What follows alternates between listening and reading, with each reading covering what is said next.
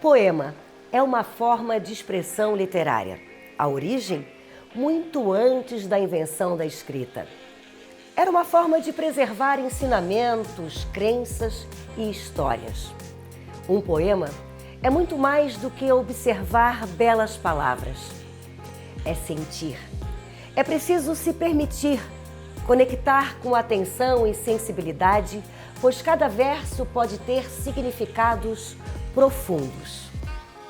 Ouvir um poema sendo recitado é como se cada palavra ganhasse vida. O ritmo, as pausas, a entonação criam uma atmosfera mágica, transforma dizeres comuns em experiências vivas e sentimentos profundos. Nosso convidado de hoje, Alcides Buis, tem reconhecimento sólido no meio literário, acadêmico e cultural do nosso estado. Escreve seus poemas num estilo conciso, mas carregado de profundidade. Há um lirismo contido, uma elegância. Fala de vida, morte, cotidiano, memória, sempre com uma leveza que pesa. Ler Alcides Buis é como atravessar um poema e só depois perceber que fomos nós que fomos atravessados.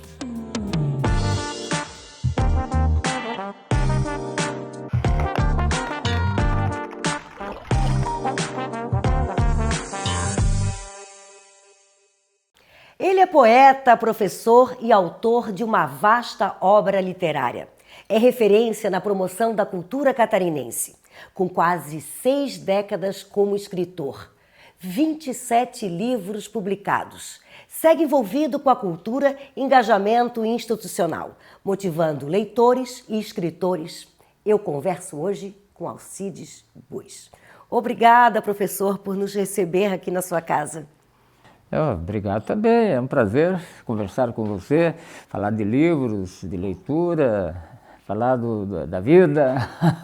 Vamos começar com a vida, então. O que veio primeiro? Veio aquele menino que escreveu um poema ou a vontade de cursar letras para aprender a fazer um poema? Na verdade, quando eu fiz a opção pelo curso de letras, eu tinha esse propósito de aprender a escrever para me tornar um escritor.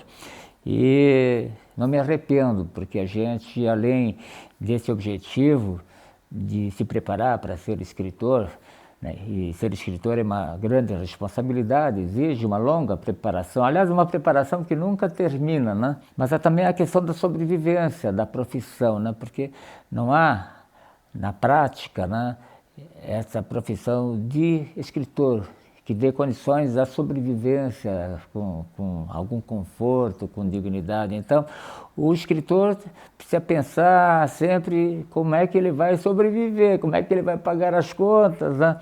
Então, no meu caso, eu fiz o magistério, então eu me transformei também num professor, né? Quando eu era menino, eu não tinha isso na cabeça, eu gostava de jogar bola, depois eu passei a gostar de desenhar, né? Houve uma época que eu achava que ia ser um pintor, né? Mas quando eu fiz a opção para fazer o curso de letras, realmente eu já estava escrevendo, publicava poemas nos jornais, então aí eu tinha esse objetivo também. Então já era um dom. Olha, na verdade, alguma coisa tem dentro da gente, né, que explica, né, o caminho que a gente vai seguir, né? Às vezes é a influência dos pais, influência de amigos, né? E pode ser a influência também de uma obra que leu? Pode, mas a influência que vem dos livros, porque na formação do escritor é super importante a leitura, né? Então, o escritor ele vai definir o seu estilo, a sua maneira de escrever em função muito daquilo que ele lê, né? Da sua formação enquanto leitor. Então, eu sempre gosto de dizer assim, o bom escritor, ele também é um bom leitor, e ele tem seus autores preferidos, né? Vamos lá então, peraí, quero saber quem são esses preferidos, ou quem eram naquela época. Na época em que eu comecei a escrever, fui motivado a conhecer um escritor brasileiro e gaúcho chamado Raul Bopp. né? E tem um livro bastante conhecido chamado Cobra no Rato. E esse livro para mim foi interessante porque ele reinventava a linguagem, né? Então foi uma coisa assim que me fascinou bastante, porque me mostrou que escrever é também reinventar a linguagem, né? Você precisa criar, na verdade, você precisa criar também a sua própria linguagem, né? O seu estilo. E esse livro foi fundamental. E aí até houve as influências de amigos, né, que me indicaram, né, a leitura desse livro. Depois, mais tarde, fui descobrir que era um escritor realmente muito importante para a literatura brasileira, assim como foi Mário de Andrade, como Macunaíma, assim como foi depois Guimarães Rosa e outros tantos escritores, mas foi fundamental.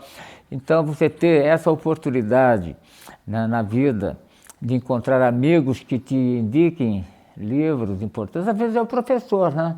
O professor, ele muitas vezes cumpre esse papel. E é até natural, né, que seja, né, que o professor, em princípio, é uma pessoa preparada, né, é uma pessoa que tem uma bagagem de leitura. Então, o aconselhamento do professor é super importante, né? Agora, quando há assim, esse privilégio, né, de a pessoa nascer ou crescer numa casa de pessoas que leem, né, que têm livros, aí é ótimo, né? Melhor ainda, porque ali ele já vai ter um contato direto, né? Desde criança, talvez, com E isso com os aconteceu livros. contigo? Não, aconteceu bem pouco, porque na verdade, na minha infância e até em parte da juventude, o livro era assim um luxo, né? Praticamente era uma coisa bastante distante. Então, ao contrário das crianças que cresceram, né, nas grandes cidades, né, com uma biblioteca perto de casa, ou com uma biblioteca no colégio, na escola, isso não aconteceu na minha vida, não tinha isso. Então, as leituras eram muito restritas aos livros escolares, né, aquela coisa que a escola te mandava ler. Mas já era uma boa oportunidade, né? O senhor saiu do município de Salete, onde nasceu, e foi direto morar em Joinville? Não, a gente, na verdade, eu nasci em Salete, mas ainda bebê, a minha família se mudou para Trombudo Central. E em Trombudo Central, ali no Alto Vale do Itajaí, eu vivi a minha primeira infância, né? E cheguei a ir para a escola, mas foi só um começo, assim, um começo de alfabetização em Trombudo Central.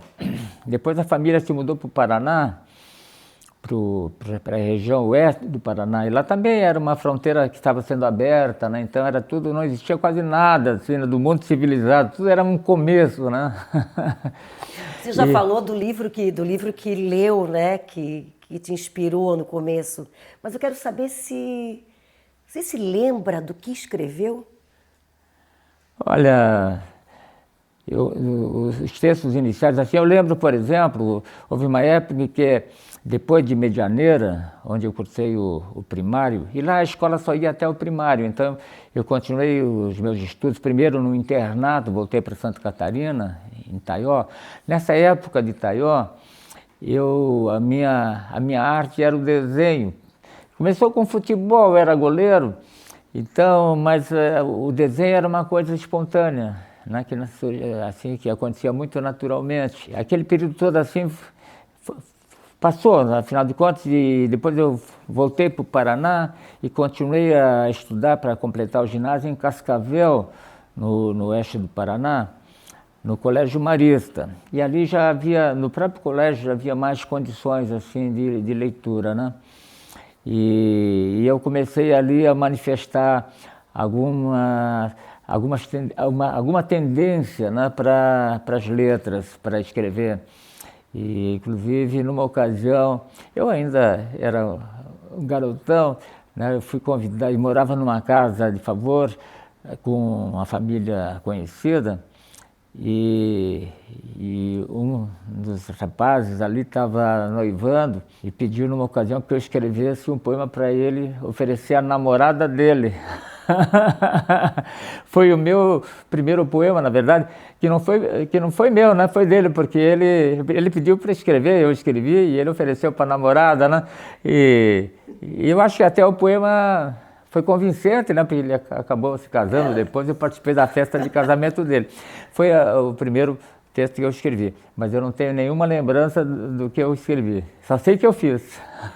Mas então já foi um poema, então, praticamente um poema. Foi um poema, foi o meu primeiro poema que não foi meu. Da onde vem a inspiração no momento de escrever? É um momento que é escolhido para escrever poesia? Ou ele acontece assim, na verdade, por acaso, você vai lá e escreve? De onde vem, me pergunto, a inspiração? Vem do fundo do fosso da solidão. Vem de não saber o que se sabe, o coração. Vem de ver o que vai na bolha em que o mundo refém se faz de ser o mundo. Vem do céu curvado na boca, da imolação do prazer na gota de sangue. Vem do adeus que dói em profusão nos que chegam sem trazer o que amam. Vem do grito dos que partem em silêncio para não acordar os que sonham. Vem do latido de um cão que atravessa a noite à procura do lugar em que se perdeu do próprio sentido. Vem de arcar com tudo o que entra no corpo pelos olhos, ouvidos e poros. Vem de abrir a arca escondida na língua. Vem de atar e desatar os elos do gigante cordão imemorial pelo qual sorvemos essa parte igual do que somos diferentes. Às vezes acontece por acaso, né? Um momento, assim, uma coisa que surge, pode acontecer, mas geralmente não é assim que acontece, né? O poema, ele é trabalhado, né, principalmente de forma inconsciente até, né? Porque quando você tem ideia de um poema, né, há um momento em que você sabe o que você quer fazer. Mas você precisa dar um tempo, porque ele pede um amadurecimento, é uma coisa que acontece, é um processo subjetivo, né? Às vezes até inconsciente, você dorme com isso, né, com as palavras, e vai chegar um momento em que você vai escrever porque você sente, né, que há um poema a ser escrito. Então eu digo assim, às vezes é o poema que te escreve, não é você que escreve o poema, né? Então o processo criador tem muito disso. O que não quer dizer, né, porque há o mito da inspiração, né? O bom poeta, ou o bom escritor, ou o bom artista é o cara inspirado. Mas a inspiração é um componente, né? É só um componente. É um dos componentes. É um dos componentes, então tem muito mais. Agora, se você me perguntar assim, mas e sem inspiração? A inspiração então não tem importância nenhuma? Eu diria que não, a inspiração é super importante, porque é uma coisa muito ligada à intuição. Quando você escreve, né, você tem que conseguir comunicar alguma coisa nova, você precisa surpreender o leitor de alguma forma, né? Então, se você não tiver, digamos assim, a intuição, né, ou a inspiração, como muitos dizem para isso, né, você não consegue chegar lá. Mas também você não consegue chegar lá se não tiver a técnica, né? Porque toda arte, né, no caso do poema, é uma arte também, é uma arte... Mas cada leitor pode interpretar de uma maneira diferente, assim como quem observa um quadro, ou ele já tem aquela linha de interpretação? Não, eu acho assim, ó, que o Lindolfo Bell, ele dizia uma coisa que eu acho muito verdadeira: o poema se completa no leitor, né? Então, o poema é um ponto de partida, né? Ele tem toda uma linguagem, né? Tem toda uma estrutura, ele tem toda uma musicalidade, ele tem todo um conteúdo, né? E o leitor interage com isso tudo e dá também a sua contribuição. Nesse sentido, ele completa, mas isso não vale só para o poema, vale também para a narrativa ficcional, para o conto, para a crônica menos, mas para um romance, por exemplo, então, fundamental. Ele se completa na interpretação, quando entra no leitor, no ouvinte, ele se completa, né? Mas também qualquer obra de arte precisa de alguém para observar, para cultuar e para admirar, para ela se sentir completa, não é? Ah, precisa, porque o livro, um livro fechado na prateleira é um livro, ele está ali, né? Dentro dele há um mundo, mas se ninguém mexer nele, né? Ele está morto e morre, né? Então é preciso que... Eu gosto da imagem da biblioteca à noite, né? Porque você está sozinho diante da biblioteca, você tem a impressão, às vezes, que os livros estão olhando para ti e te perguntando quando é que você vai me pegar aqui, né? E esses livros todos, aqui é só um pedacinho, tá? Tem muitos e muitos livros. Todos eles já foram abertos por ti? Ah, os que estão aí todos já foram abertos. Não há um livro que você quer que não tenha sido aberto. E a maioria dos livros já foram lidos de alguma forma. Às vezes a gente não lê o livro de ponta a ponta, né? Porque não interessa ou você deixa para depois. Até tem um caso assim comigo que acontece bastante. Às vezes eu gosto tanto de um livro que eu procuro não terminar a leitura do livro, entende? Eu deixo uma parte para ir terminando aos gostinho poucos. de quero mais. É. Não é? É. E outros livros a gente também para porque o livro às vezes assim cansou, né? Ou você tem outras prioridades no momento, né? Como você lida com a tecnologia e aceita a leitura num tablet, num Kindle ou no celular, ou prefere o livro impresso, professor? Eu prefiro o livro impresso, o livro tradicional, o papel, né? O farfalhar das folhas, o cheirinho do papel, né? Eu particularmente aprecio, mas também leio no digital, né? Hoje até é indispensável que você consiga ler, que goste de ler até no digital também, porque muitas coisas já não aparecem impressas em papel. Precisa Então, se adaptar à modernidade. Então, as pessoas têm que... Há uma necessidade de adaptação. E, naturalmente, as crianças, né, quando já nascem, né, com essa tecnologia, elas, naturalmente, até elas têm muito mais facilidade para trabalhar com essa tecnologia, né? Porque ela também exige, já né, está com ela habilidade. Desde que nasceu, é uma habilidade. Exige habilidade. Mas... É assim, se você entregar um livro, né, na mão de um índio que vive isoladamente, ele não vai saber nem como é que ele pega o livro, se de trás para frente, de frente para trás, se abre, se não abre, né? Então, tudo exige, né, a própria evolução do livro, né, dos rolos antigamente, do pergaminho, do papiro para esse livro, brochura de hoje, também exigiu uma adaptação, né? Essa adaptação que agora está acontecendo para o digital, no computador, né? Você escreve no computador as suas obras ou à mão? Não, eu escrevo todas à mão. Eu gosto, a não ser assim, quando pequenos ensaios, coisas assim, eu faço diretamente no computador. Mas eu gosto de escrever, a escrita criativa, literária, eu gosto de escrever no papel, né? Tem a coisa assim, o contato a mão, na caneta, no papel, né? Isso aí, para mim, é importante, é quando eu consigo fluir melhor. Professor, tem algum poema seu que você gostaria de citar para a gente encerrar essa nossa conversa? Aos poetas se dava o direito de errar, reinventassem a gramática com sentidos novos para os velhos sonhos, criassem sonhos novos para velhos sentidos, errassem assim, turvando a clareza, clareando a redoma da noite, de nada fizessem tudo, até o vento fugaz nos lábios do amor, de tudo tirassem o excesso do tempo, de zelo, de morte, errassem por liberdade e beleza. Que mensagem você deixa para o jovem de hoje que está lendo de forma diferente, né? Está lendo no seu celular, no tablet, e não está mais realmente pegando uma obra inteira ou um livro de poemas, não está se interessando com sensibilidade. Que pressa é essa? O que você diria? Eu acho que a juventude hoje, ela tem muitas coisas que eu não tive na minha juventude, né? Há muito mais liberdade, há muito mais coisas a fazer. Mas eu acho que a gente tem que ter a esperteza de saber fazer tudo o que é importante fazer. Então, para a vida, né, a leitura, mas uma leitura num sentido maior, Não uma leitura muito fragmentada, ler pedacinhos de coisas, né?